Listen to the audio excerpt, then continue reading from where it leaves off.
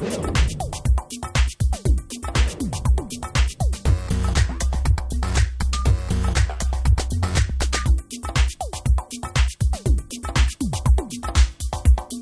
17 février prochain, il sera sur la ligne de départ de la 14e édition du Catrel Trophy. Jérémy Courceau, étudiant fontenois de 21 ans, nous présente ce raid alliant sport et humanitaire. Il nous explique les différentes étapes nécessaires à la préparation de cet événement national et il revient sur les raisons de son engagement dans cette aventure avant tout humaine. Direction le Maroc et ses pistes désertiques pour cette 22e rencontre en Sud-Vendée. Le Catrel Trophy, ça fait 14 ans que ça existe. Nous, on va participer le 17 février 2011 à la 14e édition. Ça regroupe 1100 Catrels sur la France entière. Il y a 2 villages départ, un qui va partir de Paris, un de Saint-Jean-de-Luz. Nous partons tous le 17 février à 12h30 pour descendre toute l'Espagne, se retrouver au Maroc. Et au Maroc, on va rouler pendant 6 jours sur des pistes pour aller distribuer des fournitures scolaires à des enfants marocains dans la difficulté. Et ça, c'est la partie humanitaire du raid. Ensuite, il y a toute la partie défis sportifs qui consiste à la course d'orientation. C'est-à-dire que je vais partir avec un copilote qui va lire une boussole, une carte, et c'est lui qui va m'indiquer la route pour trouver le chemin jusqu'au bivouac le soir. Le raid, il dure 10 jours. On part du 17 au 27 février. On reste 6 jours sur des pistes et la totalité du raid totalise environ 6000 km.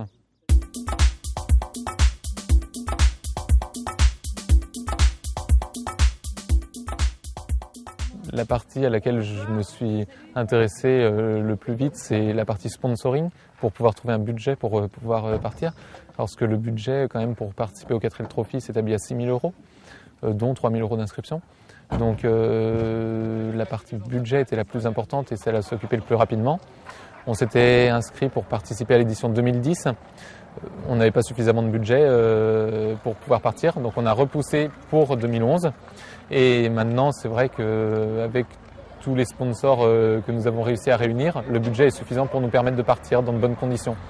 Au début, je vais dire que les premières fois qu'on fait des démarches de sponsors, c'est pas évident, on n'est pas à l'aise. Et au fur et à mesure, on apprend parce que j'ai dû faire pas loin de 80 entreprises pour en trouver 30 qui répondent favorablement à mes demandes. Et au fur et à mesure de ces entreprises, on est plus à l'aise, on sait de quoi on parle. C'est très formateur parce qu'à la fin de mon année, je vais passer mon BTS transport. Et c'est vrai qu'on a un oral à passer. Et je pense que, comme je viens de faire ici, avec le baptême de la Catrel, dans les démarches des sponsors, à l'organisation d'un repas, des choses comme ça, c'est très formateur pour la prise de parole.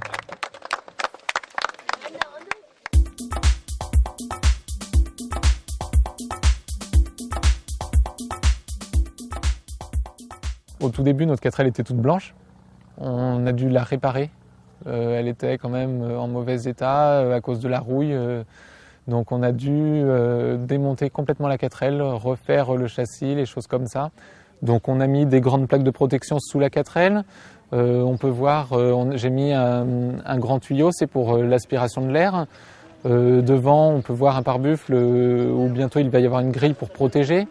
Il y a pas mal de préparations à faire sur la Catrel en elle-même. La Catrel, je ne l'ai pas achetée, on me l'a donnée. Mais après, il faut compter quand même dedans toute la préparation, toutes les pièces à mettre neuves, parce que certaines pièces sont quand même en mauvais état, donc il faut les changer. Il y en a certains pendant le raid qui dorment dans des tentes 2 secondes. Nous, on a décidé d'aménager l'intérieur. Donc ce que nous avons fait, nous avons mis des grandes plaques pour que ce soit quand même plus agréable, qu'on n'ait pas la carrosserie directement. On a fait des petits rangements pour pouvoir caler pas mal de petites affaires. Ensuite, nous avons aménagé donc en mettant une grande planche. Moi-même et mon copilote, on dormira tous les deux ici. Il suffit de baisser les sièges, rajouter une grande planche et comme ça on a une longueur suffisante. Ensuite, toute la partie en dessous, on va caler toutes les fournitures scolaires au bout de la voiture.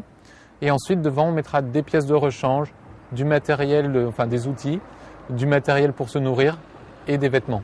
Il y a eu pas mal de modifications au niveau du poste de conduite. On a dû rajouter certains manomètres comme un compte-tour, un manomètre de température d'eau, un voltmètre, quelques interrupteurs. Tout ça, c'est pour surveiller en fait la mécanique pendant le raid, parce qu'on va quand même pas l'utiliser dans des conditions normales. Ensuite, on a dû changer nos sièges. Les sièges de 4L sont sans appuie-tête. Là, nous avons mis des sièges de Renault 5 Sport, ce qui permet d'avoir des sièges semi-baquets avec appuie-tête, ce qui sera plus confortable durant le raid.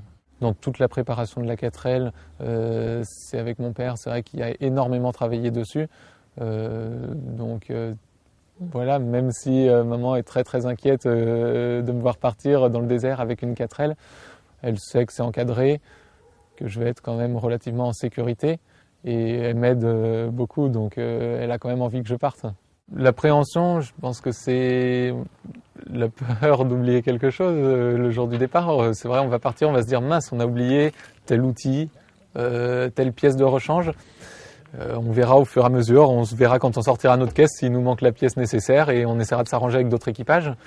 Et c'est vrai qu'avoir toutes ces affaires logées dans une voiture comme ça, dormir dedans pendant 10 jours, c'est une bonne aventure.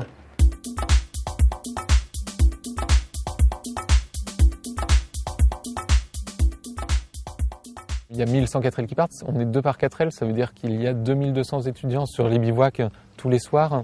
Il y a quasiment 300 mécaniciens, il y a une grande relation avec tous les gens. On se retrouve tous pour la même chose, pour vivre une aventure exceptionnelle, des choses comme ça. Donc on est tous là pour le même but, c'est très convivial. Et après de rencontrer ces enfants marocains, de vraiment voir ce qui se passe sur place au Maroc dans les écoles, c'est formateur, c'est intéressant. C'est vrai que les seules fois où j'ai participé à ce genre de choses, c'était en achetant des tickets de tombola et des choses comme ça. Là, c'est vraiment un projet que je vais mener de bout en bout. Et là, c'est vraiment du concret. On prend les fournitures, on les emmène et on les remet directement aux enfants. On n'a pas besoin de passer par l'intermédiaire de 36 associations. Et ensuite, il y a tout l'aspect sportif, de rencontrer les gens, s'entraider si on a une panne mécanique. Et puis à côté, je dirais tout petit esprit de compétition par rapport au nombre de kilomètres effectués. On part pour finir, ça c'est sûr. Si on finit dernier, on finira dernier, on aura fait notre tour et on sera très content d'avoir réalisé ce raid. Si on peut être placé dans le milieu des listes, ce serait bien.